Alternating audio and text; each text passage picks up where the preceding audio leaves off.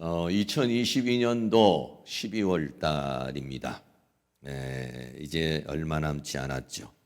만일에 2022년도 12월 마지막 날로 인해서 우리의 인생이 끝이라면 어떻겠습니까?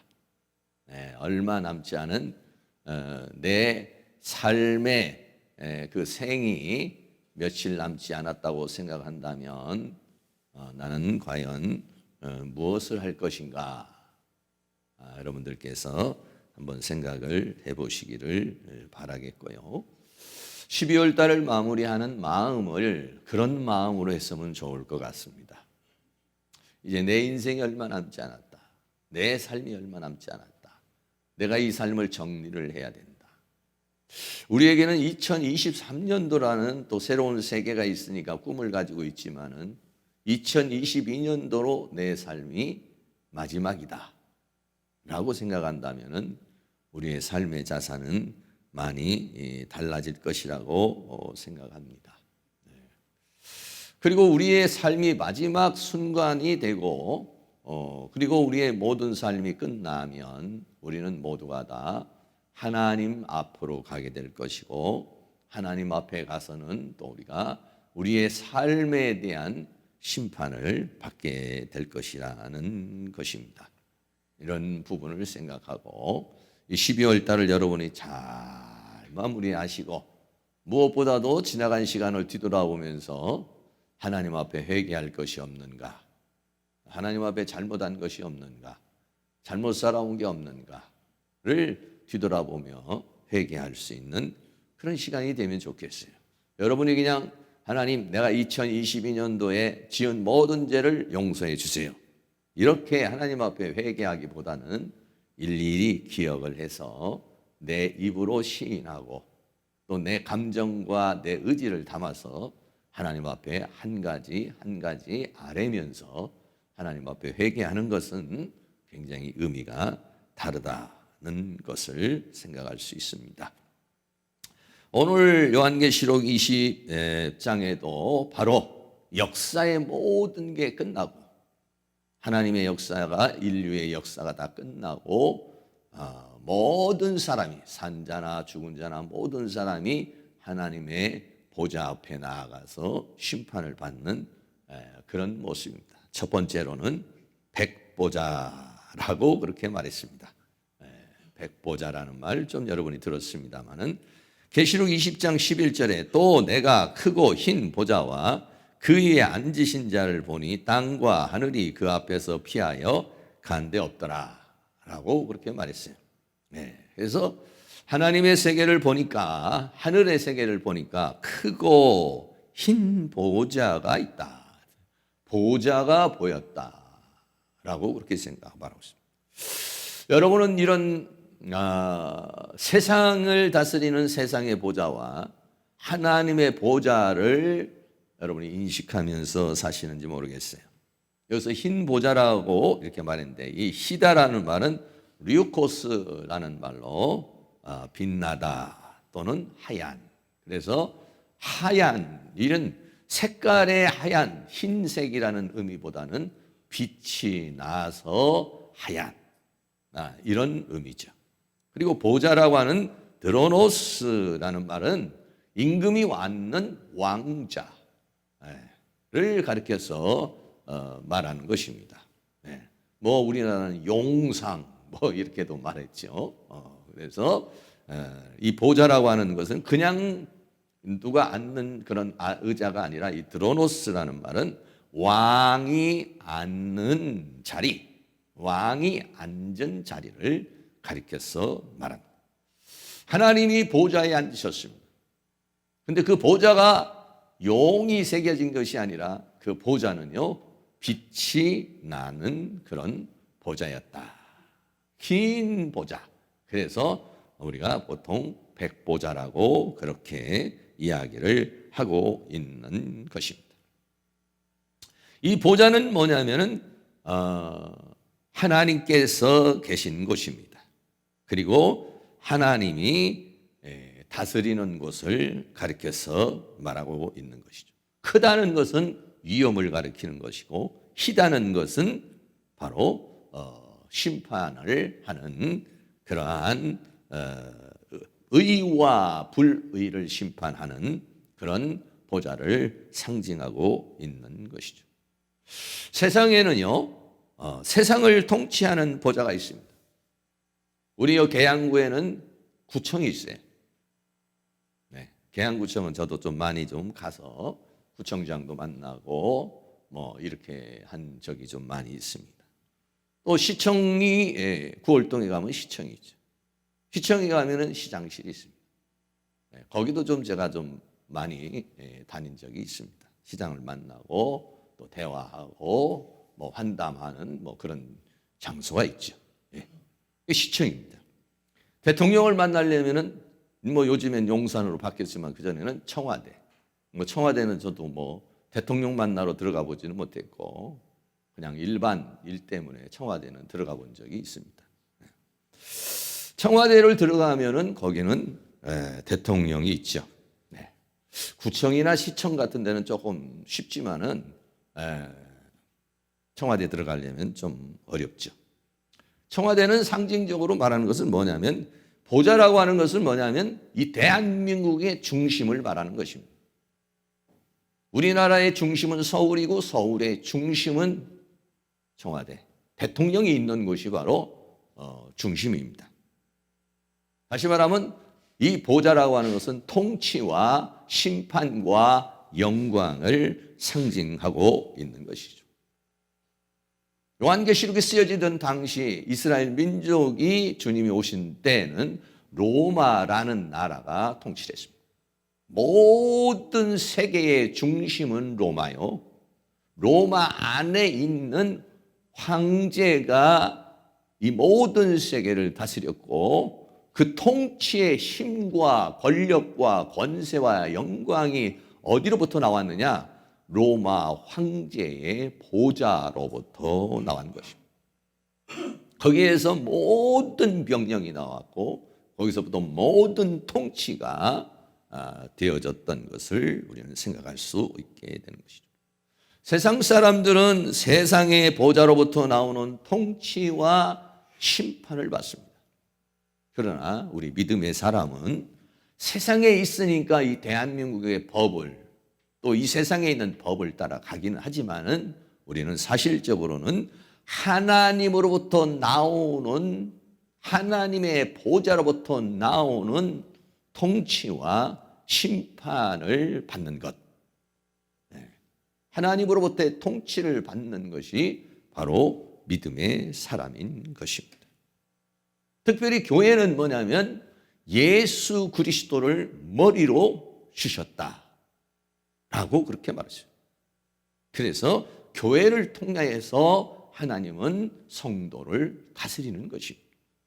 에베소서 1장 22절에 또 만물을 그 발 아래 복종하게 하시려고 그를 만물 위에 교회의 머리로 주셨느니라.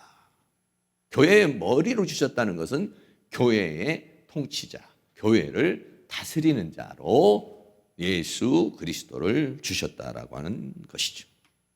그래서 우리는 이 계양구에 또는 인천에 대한민국에 살고 있지만 사실적으로 우리는 교회로부터 나오는 말씀, 하나님의 말씀의 법을 따라서 법의 하나님의 말씀의 통치를 받으며 사는 것, 이것이 바로 믿음의 사람인 것입니다. 로마 당시에는 로마의 그 황제가 모든 권력을 행했습니다. 네. 그림에서 보면요, 이게 황제입니다. 옆에는 여왕이 앉아있죠. 그래서 명령, 죽여라 하고 손 하나 까딱 하면 벌써 명령이 하달이 돼서 죽는 것입니다. 어마어마한 권력을 가지고 있는 것, 이것이 로마 황제의 권력인 것입니다. 세상은 이러한 왕으로부터의, 황제로부터의 통치를 받고 삽니다. 그런데요, 오늘 사도 요한이 본 것은 뭐냐면은 하나님의 보좌를 봤다. 여러분, 이 세상의 보좌가 아무리 화려해도요, 하나님의 영광의 보좌를 한번 보세요. 네, 이런 보좌를 본 겁니다. 네. 이런 세상의 통치의 보좌를 본 것이 아니라 하나님의 영광의 보좌를 본 거예요. 네.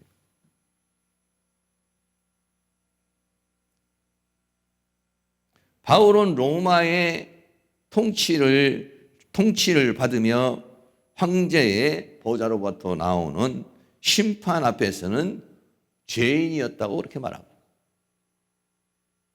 세상의 심판은 바울에게 사형수, 참수형을 명령했어요.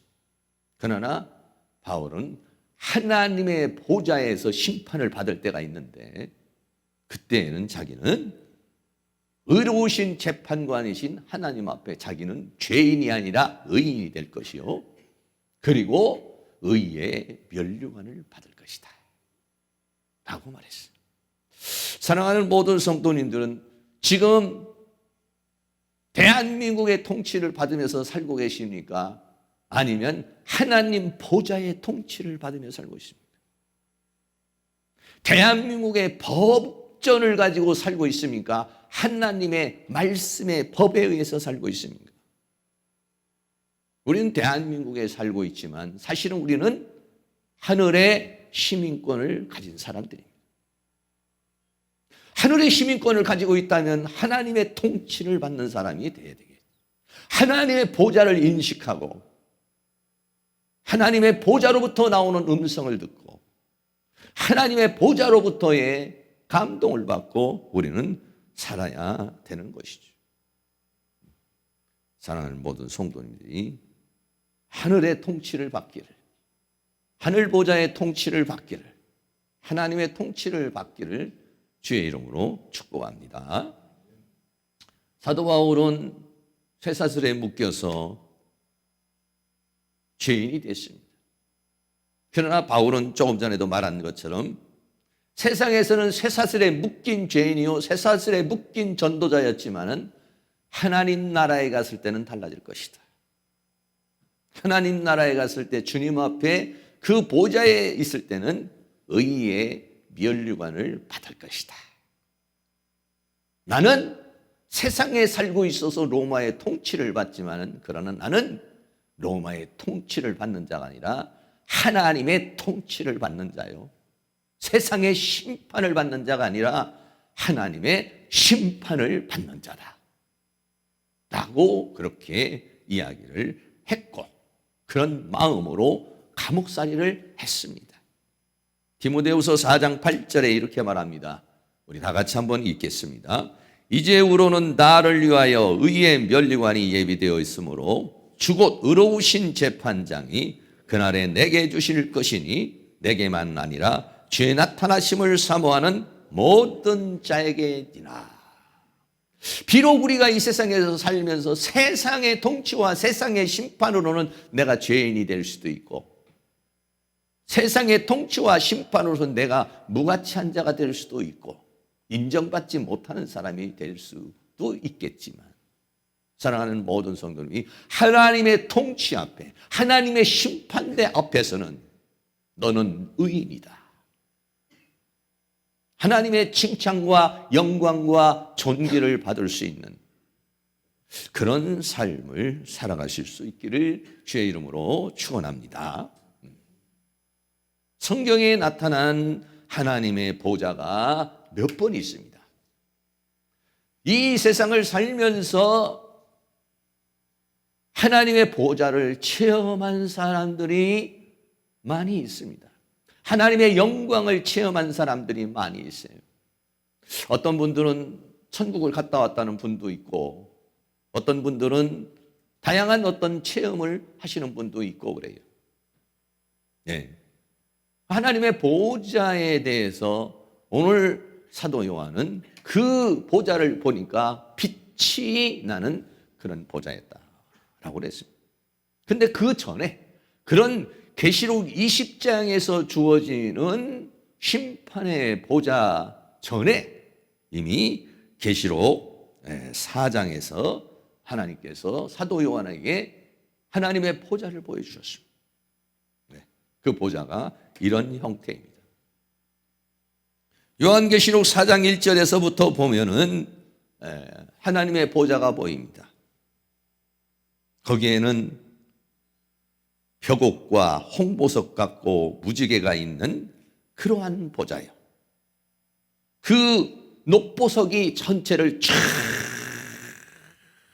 비추고 있는 그런 모습입니다. 거기에 하나님의 영광이 있고, 그리고 거기에 24 보호자가 있고, 또 하나님의 7영이 있고, 그 앞에는 4 생물이 있다. 이런 모습을 이제 사도 요한이 보았습니다. 이게 뭐냐면 하나님의 보좌라는 것입니다. 하나님의 보좌는 우리에게 보이질 않지만, 그러나 하나님은 여기에서 이 모든 만물을 통치하고 계신다는 것이에요.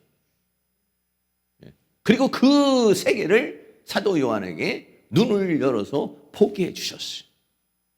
우리 사랑하는 모든 성도들, 이 세계를 볼 수 있기를 주의 이름으로 축복합니다.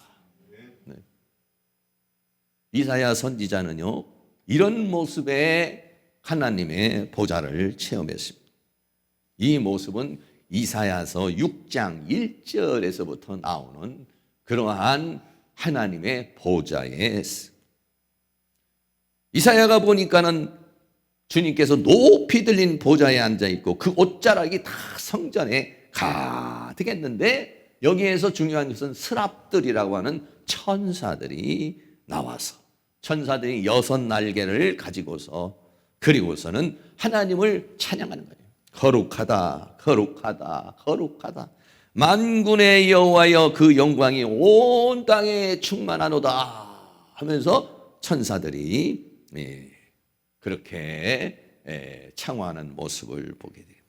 그리고 하나님께서 누가 우리를 위하여 갈 것이냐 라고 그렇게 물으니까 이사야가 주여 나를 보내소서. 그래서 이 이사야가 하나님으로부터 소명을 받을 때에, 그때에 하나님께서 하늘의 문을 열어주시고 하나님의 영광의 보좌를 보여주시면서 바로 이 이사야가 소명을 받게 되는 그런 모습으로 보이죠. 또 에스겔이라고 하는 사람이 또 환상을 봅니다. 하나님께서 에스겔서 1장에 보면은 에스겔에게 하나님이 나타나십니다. 가지 많은 모양으로 나타나시는데요, 그 모양 중에서도 이런 모습으로 나타났습니다.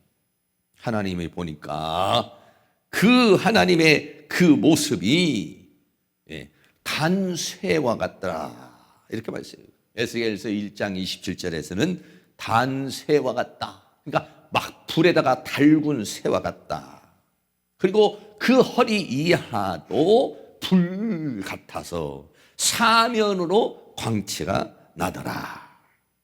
그리고 그 사면의 광채의 모양은 비 오는 날 구름에 있는 무지개 같더라. 그러면서 그 밑에 생물들이, 그 천사들이 있는 그런 모습을 보게 되죠.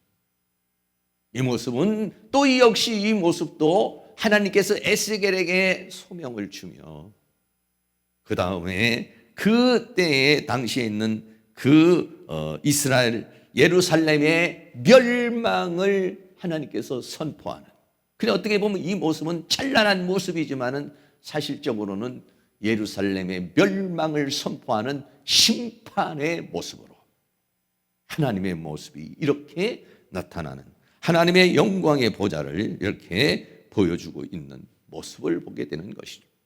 사랑하는 모든 성도님들이 그냥 이것을 그냥 에스겔이 본 거, 이사야가 본 거, 사도 요한이 본 것으로만 끝내지 마시고, 여러분들이 이 세계를 상상을 하시고, 아니 상상이 아니라 실제적으로 하나님께서 눈을 열어서 꿈속에든지 기도하는 가운데든지 하나님의 이 모든 세계의 만물을 통치하시는 하나님의 보좌, 이 세상에서도 구청이 있고 시청이 있고 청와대가 있는 것처럼, 보좌가 있는 것처럼 하나님의 세계에서도 이 모든 만물을 다스리는 보좌가 있다는 것입니다.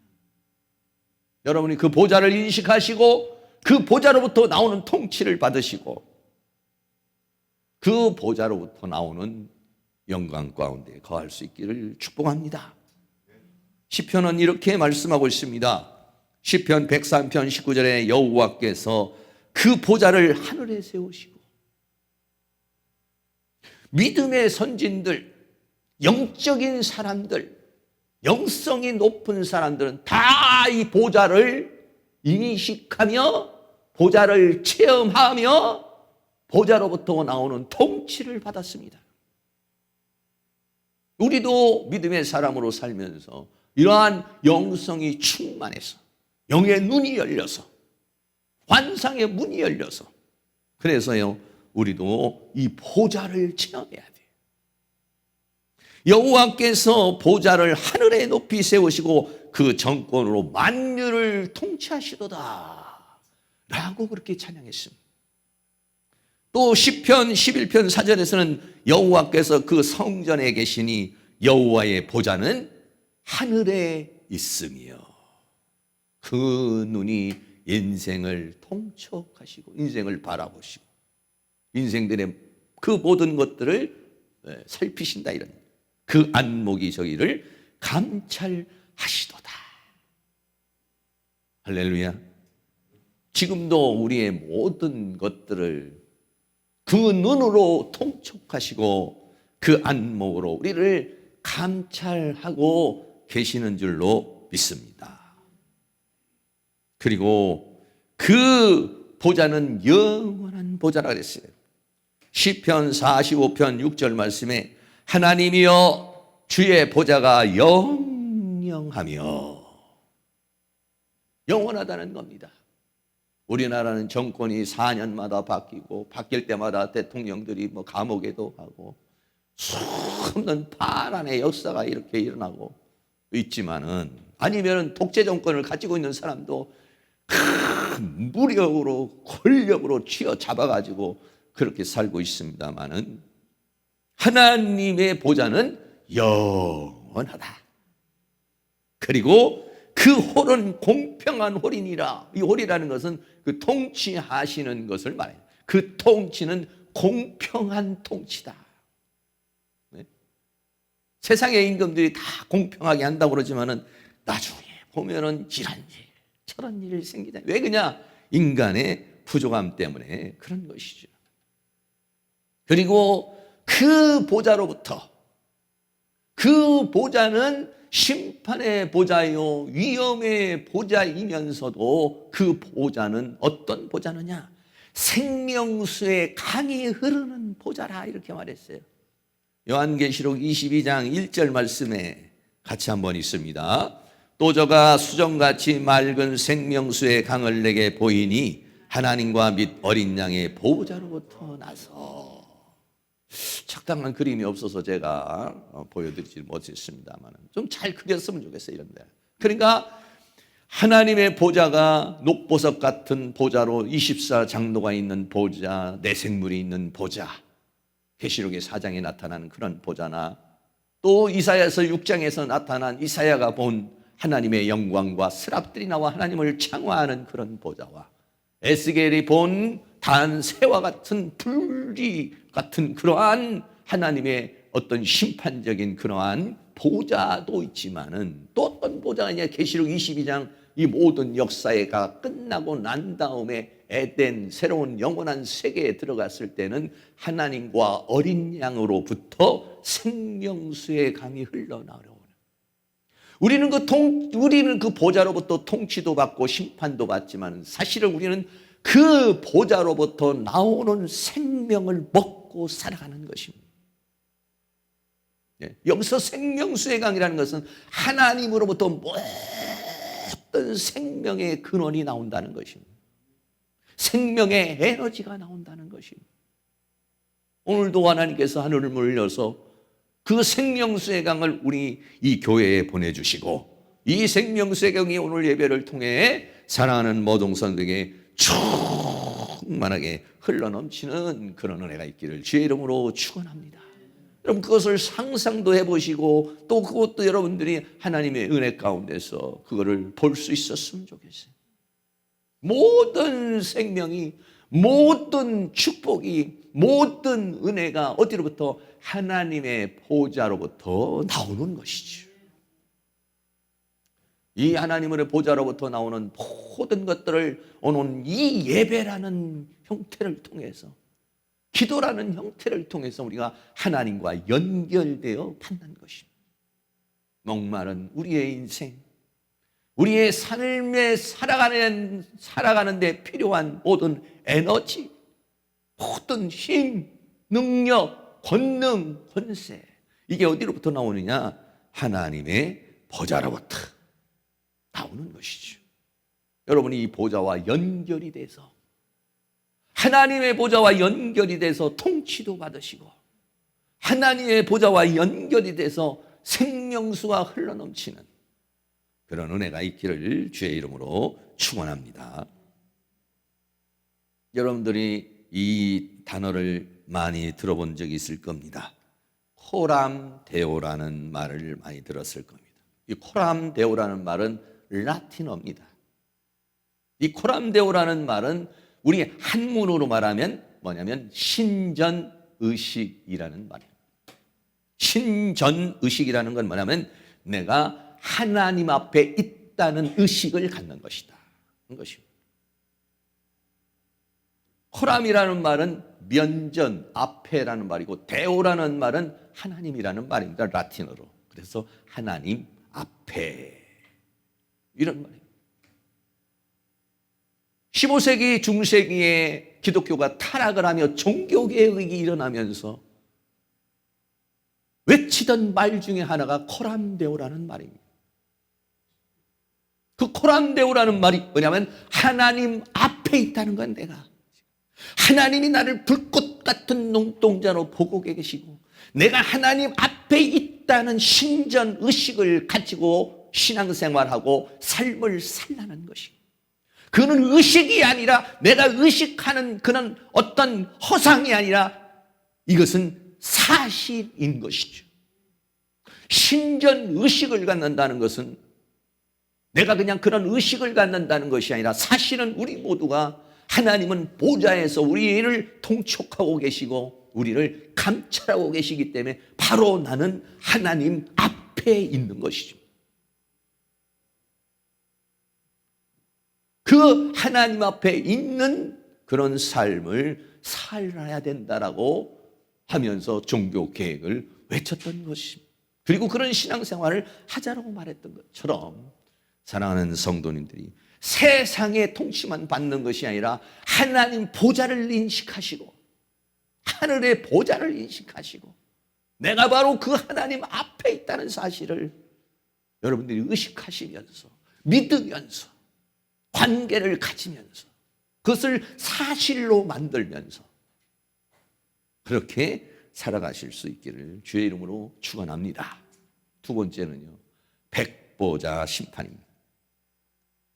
우리는 하나님의 통치 앞에, 지금도 우리는 하나님의 통치 안에 살고 있습니다. 하나님의 면전 안에 살고 있습니다. 어떤 사람은 그것을 의식하고 믿으며 사는 사람이 있고, 어떤 사람은 그걸 의식하지 않고 그냥 자기 멋대로 살아가는 사람이 있을 뿐이지, 사실은 우리는 모두가 하나님의 그 보좌 앞에서 살고 있는 것이죠. 그런데 우리는 언젠가는 그 하나님의 그 보좌 앞에 사실적으로 그 심판대 앞에 서게 될 것이라는 것입니다. 우리의 인생이 끝날 때, 하나님의 역사가 끝날 때 우리는 거기에서 하나님의 심판대 앞에 선다는 것입니다. 요한계시록 20장 12절 말씀에, 또 내가 보니 죽은 자들이 물온대수하고 그 보좌 앞에 섰는데 책들이 펴있고 또 다른 책이 펴졌으니 곧 생명책이라. 죽은 자들이 자기 행위를 따라 책들에 기록된 대로 심판을 받으니 라고 그랬어요. 하나님의 보좌가 있는데 거기에 모든 죽은 자들이 다 부활을 해서 하나님의 심판대 앞에 서 있는데, 거기에는 뭐가 있느냐? 책들이 있더라. 다른 책들이 펴 있고 다른 책들이 펴졌으니 생명책이라. 생명책도 펴졌고 다른 책도 거기에 펴져 있더라는 것이고, 그리고 거기에 죽은 자들이 자기의 행위를 따라서 책들에 기록된 대로 심판을 받더라는 것입니다. 다시 말하면 우리의 모든 행위가, 우리의 모든 삶이 하나님의 보좌 앞에 있을 뿐만 아니라 우리의 삶이 기록이 된다는 것이 기록이 된다. 요즘에는 뭐 CCTV라는 게 있어서 도둑 잡고 사람들이 오고 가는 거 다 기록을 하잖아요. 네. 그리고 뭐 차를 타고 다녀도 또 블랙박스에 다 그 사람이 어디로 갔는지가 다 기록이 되잖아요. 여러분, 사람의 기술로도 사람의 행적을 CCTV라고 하는 걸로 다 감찰할 수 있는데 하나님의 능력으로 우리를 다 그렇게 기록하지 못하시겠습니까? 여기는 그냥 책으로 기록되어 있지만 실제적인 책이라는 것보다는요, 어떤 그 하나님의 시스템을 우리에게 말해주고 있는 것입니다. 우리의 인생은 그냥 내 마음대로 내 인생이니까 내가 살 거야. 뭐 그런 얘기 하잖아요.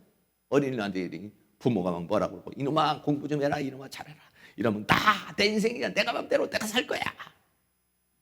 우리는 내 마음대로 내 인생 내가 마음대로 살 수 있어 하는. 왜? 생명의 주관자가 하나님이시고 나는 하나님으로부터 생명을 받았기 때문에 내 멋대로 내 마음대로 나를 위해서 그냥 살라고 주신 생명이 아니에요. 우리 모두는 언젠가는 하나님의 심판대 앞에 섰다는 것입니다. 여러분, 하나님의 심판대 앞에 섰을 때 어떻게 되겠습니까? 주일날만 돼도 여러분들이 나와서, 강대상에 여기 나와서 우리 대표 기도하시는 분들도 나와서 기도하려고 그러면은 마음에 뭔가 하나님 앞에 바르게 살아야 되는데 그런 마음이 들어요. 아니면은 여러분이 그냥 뭐 이렇게 대표 기도를 안 하고 그냥 앉아서 기도를 해도 주일날 뭔가 앉으면은 이번 주간도 좀 거리침하고 이런 부분들이 있어요. 그런데 하나님의 보좌 앞에 선다고 생각해 보세요. 어떻게 되겠습니까? 네. 하나님의 영광의 보좌 앞에 섰을 때 우리의 모습이 어떻게 했어요? 여러분, 이 한 그림을 보세요. 이 찬란한 빛 가운데, 그냥 태양빛도 아닙니다. 전구빛도 아닙니다. 이 온 우주를 비추는 빛입니다. 온 세계를 비추는 빛입니다. 그 앞에서 우리의 모든 것들은 싹 드러납니다. 싹 드러나. 엑스레이 앞에서도, MRI 앞에서도 우리 안에 있는 병균도 세균도 싹 드러나는 것처럼 이 하나님의 영광의 빛 안에는 우리의 모든 더러움이 싹 드러나 버리는 거예요. 정말 우리들이 이 하나님의 찬란한 영광 가운데 섰을 때 꺼리낌이 없으려면 나도 저렇게 빛이 되어야 되는 거예요. 나도 저렇게 빛이 되어버리면은요, 그 빛에 의해서 더러운 것이 드러나지 않아요. 그러나 내 안에 어두움이 있다면 순간적으로 다 드러나 버리는 것입니다. 우리는 수없는 죄를 짓지만은 여기에서 이 빛 가운데 서려면 어떻게 했습니까? 회개하면 어두움은 사라집니다. 더러움은 사라집니다. 내가 양털같이 흰 눈같이 하리라 말씀하셨습니다. 철저하게 여러분들이 하나님 앞에 회개해서 여기에 섰을 때 여러분들이 부끄러움이 없는 그런 삶을 살아가실 수 있기를 주의 이름으로 축복합니다. 로마서 14장 10절 말씀에 내가 어찌하여 내 형제를 판단하니 어찌하여 내 형제를 없인 여기뇨. 우리가 다 하나님의 심판대 앞에 서리라. 형제에게 너는 뭐 어때? 너는 너 죽이고 나 죽이고 너는 뭐 맨날 정치판에서 보면은 뭐 맨날 그러고 있어. 어찌하여 내 형제를 없인 여기냐? 하나님의 심판대 앞에 설 것이다 라고 말했습니다. 또 전도서 12장 14절 말씀에 하나님은 모든 행위와 모든 은밀한 일을 선악간에 심판하시리라 라고 말했습니다. 또 히브리서 9장 27절 같이 한번 읽습니다. 한 번 죽는 것은 사람에게 정하신 것이요 그 후에는 심판이 있으리니. 한 번 살다가 죽으면 끝이 아니라는 것이죠. 네. 하나님은요 요한계시록에 이렇게 말합니다. 계시록 3장 1절에 사대 교회 사자에게 편지하기를 하나님의 7영과 7뼈를 가진 이가 가라사대 내가 내 행위를 아노니. 내가 살았다는 이름은 가졌으나 죽은 자. 우리의 행위를 다 안다는 것입니다. 우리의 삶을 다 안다는 것입니다. 아시니까 심판하죠. 세상의 법정은요 모르고 심판하는 겁니다. 이게 판사가 어떻게 알아요 그 사건을. 그냥 검사가 얘기하고 경찰이 얘기하는 건 증거를 가지고 얘기할 뿐만이죠. 심증은 있어도 증거가 없으면 무죄입니다. 그러나 하나님은 다 살펴야 행위를 아는 분이에요. 그래서 공의의 하나님이십니다. 감출 수가 없어요. 그래서요 계시록 2장 23절 같이 한번 읽습니다. 또 내가 사망으로 그의 자녀를 죽이리니 모든 교회가 나는 사람의 뜻과 마음을 살피는 자인 줄 알지라. 내가 너희 각 사람의 행위대로 갚아주리라. 하나님 앞에는 숨길 수가 없어요. 잘한 것이든 못한 것이든 다 드러납니다. 이 영광의 빛 앞에 섰을 때 우리들이 어떻게 설 수가 있겠습니까? 사랑하는 모든 성도님들이 하나님 앞에 섰을 때 떳떳하게 사도 바울과 같이 내가 비록 이 세상에서는 죄인으로 감옥에서 참수를 당하지만 하나님 앞에 섰을 때는 내가 당당하게 의인으로 설 것이고 의의 면류관을 받을 것이다. 할렐루야. 그런 자신감 있는 그런 거룩한 그런 삶을 우리가 2022년도에 다시 한번 뒤돌아보며 2023년도는 한번 제대로 한번 살아보자. 후회 없는 삶을 한번 살아보자. 그냥 세상 풍파에 밀려서 삶의 풍파에 밀려서 사는 것이 아니라 정말 내가 2023년도에는 하나님 앞에서나 사람 앞에서나 내 양심 앞에서 부끄럽지 않은 삶을 한번 살아보자. 저도요 그런 마음을 가지고 기도원에 가서 기도하려고 그러는 겁니다. 정말 기도 좀 해보자. 좀 더 깊이 간절한 마음으로 하나님과 대면해서 한번 2023년도를 한번 살아보고 싶다. 그런 마음에서 저도 몇 주간 한번 하나님 앞에 가서 기도하고 싶은 것입니다. 요한계시록 20장 13절에 바다가 그 가운데 죽은 자를 내어주고 사망과 음부도 그 가운데 죽은 자를 내어주고 각 사람이 자기의 행위대로. 우리는 한번 행한 행위가 그걸 끝이 아니라는 것이 심판을 받는다는 것입니다. 마지막으로 불못에 대한 형벌입니다. 계시록 20장 14절에 사망과 음부도 불못에 던지오니 이것은 둘째 사망 곧 불못이라 라고 말합니다. 생명책에 기록되지 못한 자는 전부 어디로 갑니까? 불못으로 들어갑니다. 계시록 20장 15절에 누구든지 생명책에 기록되지 못한 자는 불못에 던지우더라. 하나님의 생명을 받지 못하다면, 예수 그리스도를 믿음으로 생명을 받지 못했다면, 거듭나지 못했다면, 그렇다면 그는 모두가 다 불못으로 들어갈 것이다 라고 말합니다. 그리고 계시록 13장 8절에서는 죽임을 당한 어린 양의 생명책에 창세 이후로 농명되지 못한 자는, 이 땅에 사는 자들은 다 짐승에게 경배하여 666 짐승의 표를 받을 것이요 전부 다 짐승을 경배할 것이라 그랬습니다. 또한 생명책이 없는 사람은 거룩한 성 예루살렘에 들어올 수 없다 그랬어요. 계시록 21장 27절 같이 한번 읽습니다. 무엇이든지 속된 것이나 가증한 일 또는 거짓말하는 자는 결코 그리로 들어오지 못하되 오직 어린 양의 생명책에 기록된 자들 뿐이니라. 할렐루야. 네. 그리고 어떡합니까? 생명책에 기록되지 못한 자는 지옥의 형벌을 받는다 그랬어요. 계시록 20장 10절도 같이 있습니다.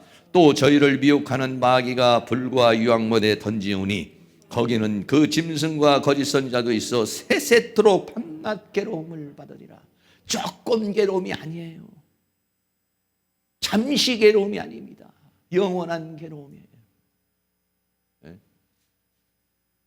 또 마가복음 9장 48절 49절도 같이 있습니다. 거기는 구더기도 죽지 않고 불도 꺼지지 아니하니라. 사람마다 불로서 소금치듯 함을 받으리라.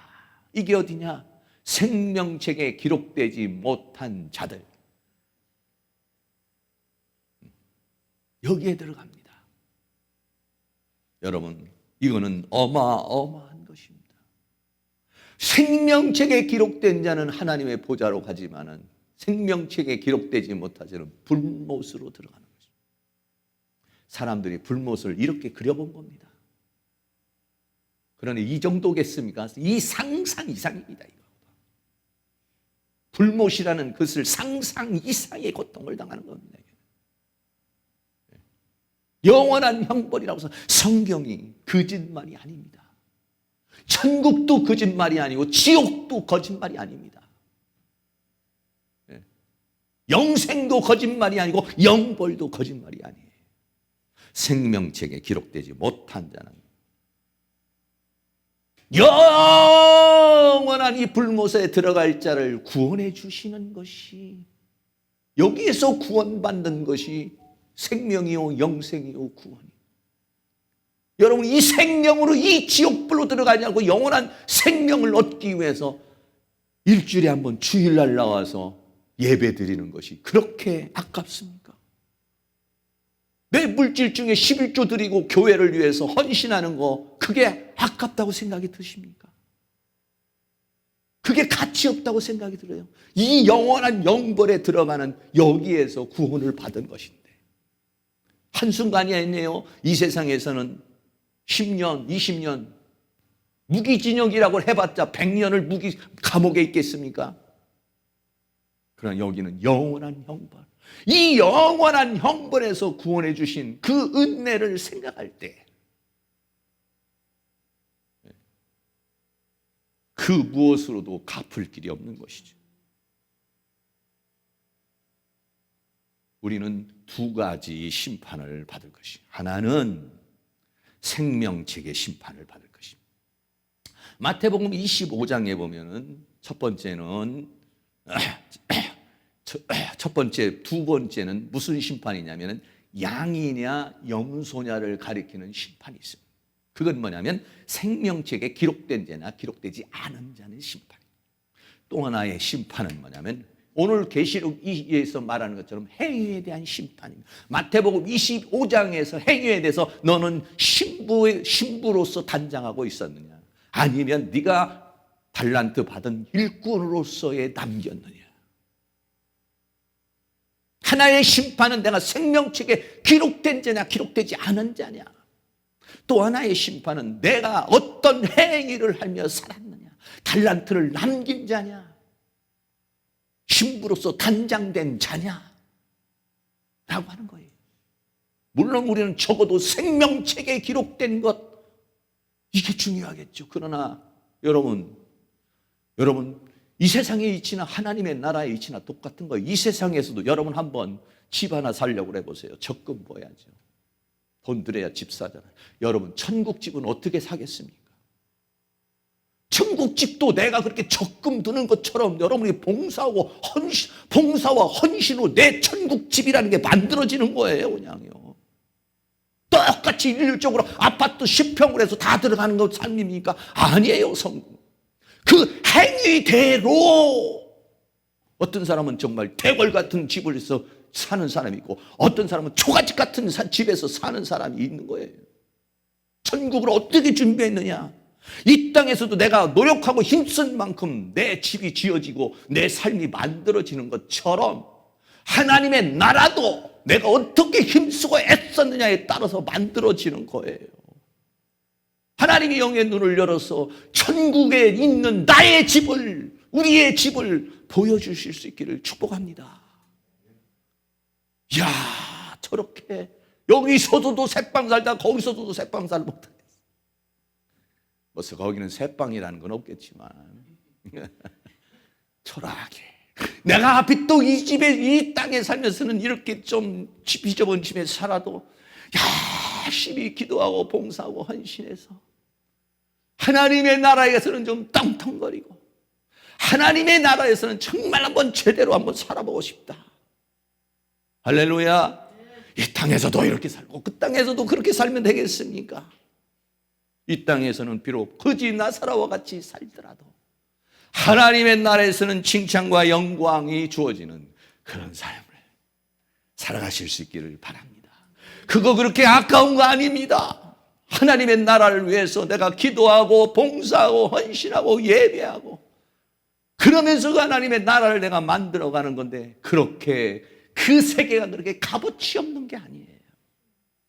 그는 땀을 흘릴 만하고 사도 바울같이 이 사명을 위해서는 내 목숨을 조금이라도 귀하게 생각하지 않을 만큼 귀한 나라인 것입니다. 그 나라는.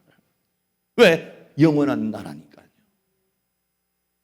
우리 사랑하는 모든 사람이 영광의 보좌도 보시고 천국의 시민권 된 우리로서 하나님의 세도 바라보면서 이 세상에 보이는 누르르만 사는 국한된 삶이 아니라 그 영원한 삶을 2022년도에 우리의 인생을 마무리하고 2023년도에는 정말 내 천국집을 위해서 내 영원한 그 삶을 위해서 하나님께서 눈을 확 열어주셔서 그 세계를 바라보면서 준비하면서 살아가실 수 있기를 그 나라를 계획을 좀 하자 이거예요.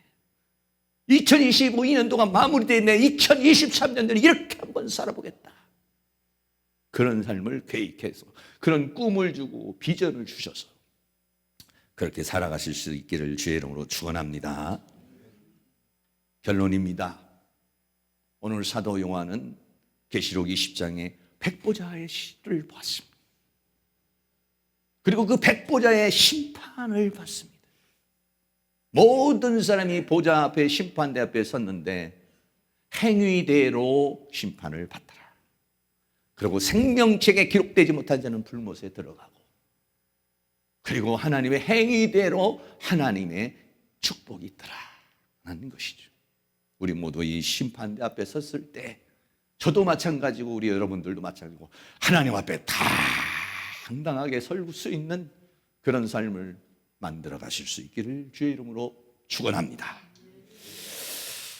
찬송가 167장 주 예수의 강림이 가까우니 다 같이 찬양 드리도록 하겠습니다.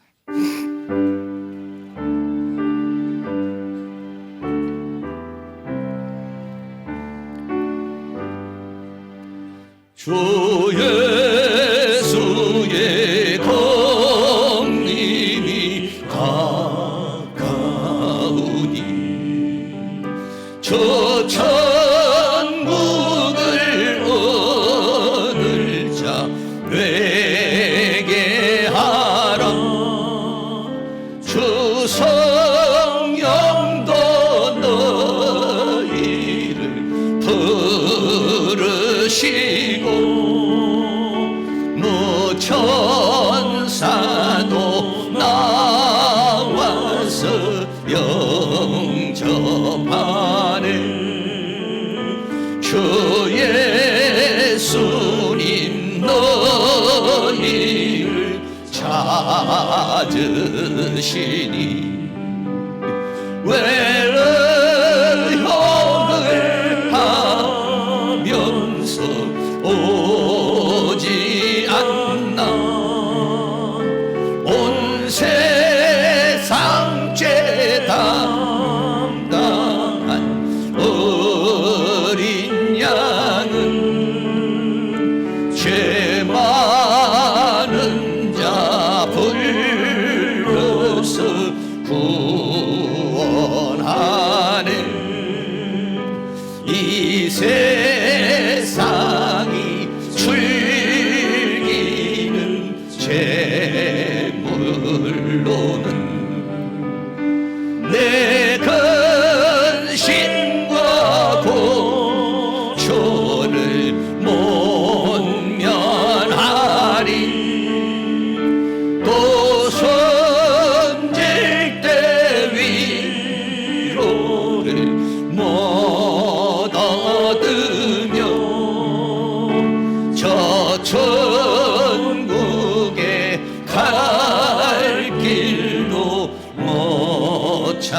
찾으리. 내 아버지 주시는 생명 양식 다 배불리고 고서 영생하라. 모든 힘을 버리고 주께 오며 한없는 자비를 힘입으리. 아멘. 이 시간 동성으로 한번 기도할 때에 우리의 지나간 시간들을 여러분들이 회개할 게 있으면 좀 회개를 좀 하시고요. 그리고 2023년도에는 내가 하나님의 심판대 앞에 섰을 때 부끄러움이 없는 그런 삶을 살기를 원합니다. 성령님께서 2023년도에 나에게 주시는 비전, 우리의 가정이 주시는 비전, 우리 교회에서 주시는 비전이 무엇인지 그것을 믿음으로 은혜로 살아갈 수 있도록 성령님 역사해달라고 다 같이 기도합니다. 할렐루야. 거룩하시고 사랑이 많으신 우리 아버지 하나님, 오늘도 하나님께서 우리에게 은혜와 사랑 가운데 인도하여 주신 것을 감사합니다. 2022년도 벌써 한 해가 다 저물어가고 있습니다. 뒤돌아볼 때에 모든 것이 다 하나님의 은혜였습니다. 하나님의 도우심이었습니다. 하나님의 역사심이었습니다. 그러나 또 뒤돌아보면 우리의 허물과 우리의 죄악이 너무나도 많이 있습니다. 아버지 하나님이여, 우리의 죄악을 주님 앞에 회개하기를 원합니다. 주여, 우리에게 회개의 영을 부어주시기를 원합니다. 무엇을 회개해야 될 것인지, 어떻게 회개를 해야 될 것인지 아버지 하나님께서 우리에게 가르쳐 주시고 깨닫게 하여 주시기를 원합니다. 우리의 양심의 성령으로 역사하여 주시기를 원합니다. 우리 마음의 주의 은혜로 역사하여 주셔서 정말 하나님 앞에 통회하고 잡아갈 수 있는 은혜가 있기를 간절히 원합니다. 2022년도에도 하나님 앞에 불평하고 원망하며 살아왔던 것이 얼마나 많은지 모릅니다. 낙심하고 절망하며 살아왔던 것들이 얼마나 많은 건지 모릅니다. 불신하면서 의심하며 살아왔던 것들이 얼마나 많은지 모릅니다. 혈기내고 분노했던 것들이 또 얼마나 많은지 모릅니다. 주여, 주님 앞에 회개하오니 용서하여 주시기를 원합니다. 하나님 앞에 게으르고 낙태했던 것들도 회개하기를 원합니다. 주님 앞에 열정을 가지고 뜨거운 마음으로 살아오지 못한 것들을 주님 앞에 회개하오니 불쌍히 여겨주시기를 원합니다. 믿음으로 살지 못하고 불신으로 살고 걱정하고 근심하며 슬퍼하며 외로워하며 고독해하며 살아왔던 것도 주님 앞에 회개하오니 용서하여 주시기를 원합니다. 하나님께서 우리에게 맡겨준 사명이 있는데 그 사명을 제대로 감당하지 못한 것도 하나님 앞에 회개하오니 용서하여 주시기를 간절히 원합니다. 열정을 갖지 못했던 것도 회개합니다. 우울증에 걸렸던 것들도 회개합니다. 낙심했던 것도 회개합니다. 절망했던 것들도 회개합니다. 하나님 앞에 원망했던 것도 회개합니다. 불평했던 것들도 회개합니다. 육체의 정욕대로 살아왔던 것들도 회개합니다. 마음의 정욕대로 살아왔던 것들도 회개합니다. 더러운 마음, 추악한 마음 주님 앞에 회개하오니 주여, 우리를 불쌍히 여겨주시고 긍휼히 여겨주시기를 간절히 원합니다. 우리에게 회개의 영을 부어주시기를 원합니다. 2022년도 뜨거운 눈물에 회개가 있게 하여 주시기를 원합니다. 2023년도를 맞이할 수 있도록 도와주시기를 간절히 원합니다.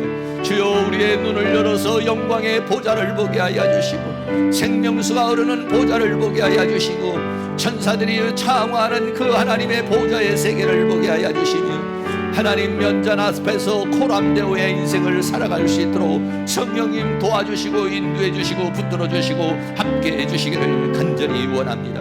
세상에 치우셔서 환경에 치우셔서 살아가는 인생이 되지 아니하고 하나님께서 주신 비전을 바라보며 꿈을 바라보며 영광의 나라를 바라보며 살아갈 수 있는 저희들이 되어줄 수 있도록 우리 하나님이여 도와주시기를 간절히 원합니다. 2023년도에는 새로운 비전 가운데 살기를 원합니다. 새로운 은혜 가운데 살기를 원합니다. 새로운 비전 가운데 하나님 꿈 가운데 살아가기를 원합니다. 성령님 도와주시옵소서. 하나님의 심판대 앞에 섰을 때 부끄러움이 없는 2023년도를 준비할 수 있도록 우리 하나님께서 큰 능력으로 역사해 주시기를 원하며, 하나님 앞에 더 귀하고 복되게 쓰임받는 새해를 맞이할 수 있도록 우리 하나님께서 큰 능력의 손길로 우리를 인도해 주시며 주의 권능으로 역사해 주시며, 이 교회에도 새로운 비전을 주시며, 이 신학교에도 새로운 비전을 주시며, 사랑하는 모든 성도에게도 새로운 비전을 주시고 새로운 역사를 허락해 주시기를 간절히 원합니다. 성령님 도와주시고 인도해 주시옵소서. 함께하여 주시옵소서. 역사하여 주시옵소서.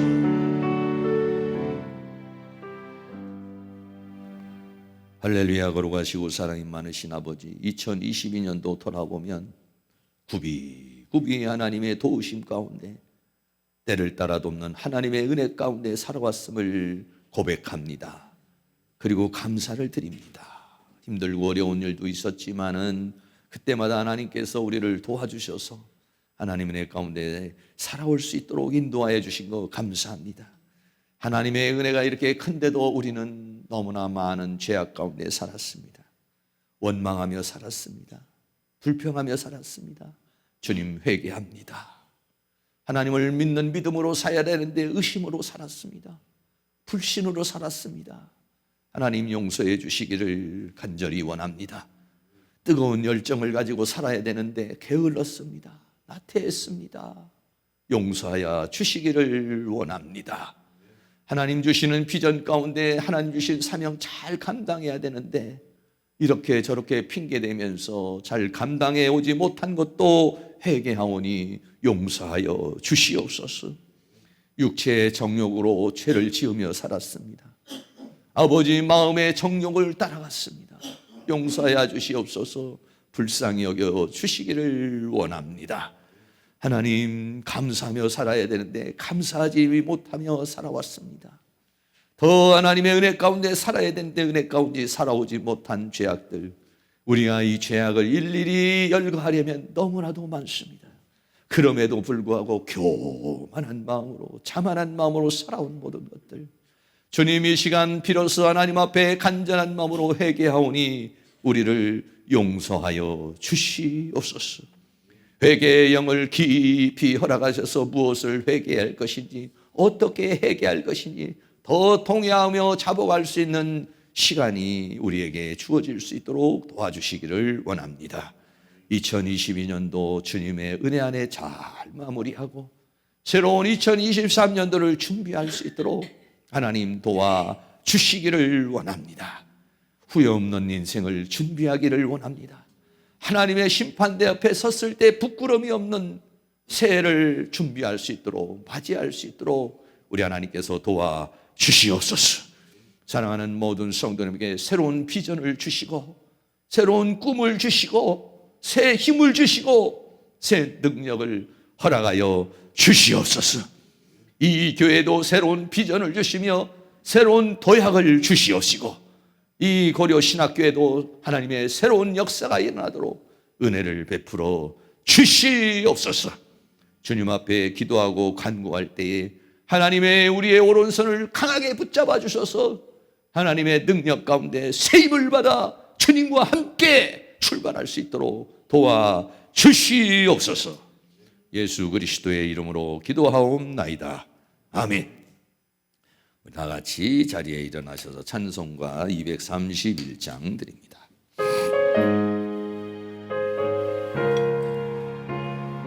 하나님 만났을 때는 영광 가운데 만나실 수 있기를 축복합니다. 모든 역사 힘을 너에 바치고 밝고 밝은 그 아침을 당할 때 요단 강을 건너가서 주의 손을 붙잡고 기쁨으로 주의 얼굴 배우니 아멘. 나의 주 나의 주 내가 그의 곁에 서서 배우며 나의 주를 손에 못자국을 보아 알겠네.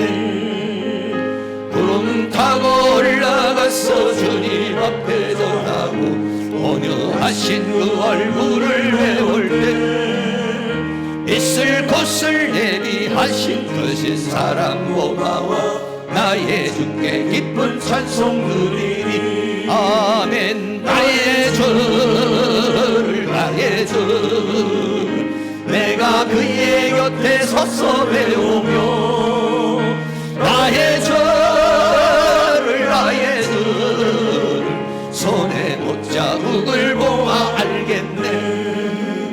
이 세상을 일찍 떠난 사랑하는 성도는 내가 올 줄 고대하고 있겠네. 저희들과 한 소리로 찬송 부르기 전에 먼저 사랑하는 주를 배우니 나의 주를 나의 주를 내가 그의 곁에 서서 배우며 나의 주를 나의 주를 손에 못자국을 보아 알겠네. 영화롭게 시험 성문 들어갔소라니 빈옷 입고 방금 길을 다니며 금고 문고 맞추었어 새 노래를 부를 때 세상 고생 모두 잊어버리니 아멘. 나의 주를 나의 주를 내가 그의 곁에 서서 배우며 나의 주를 나의 주를 손에 못자국을 보아 알겠네.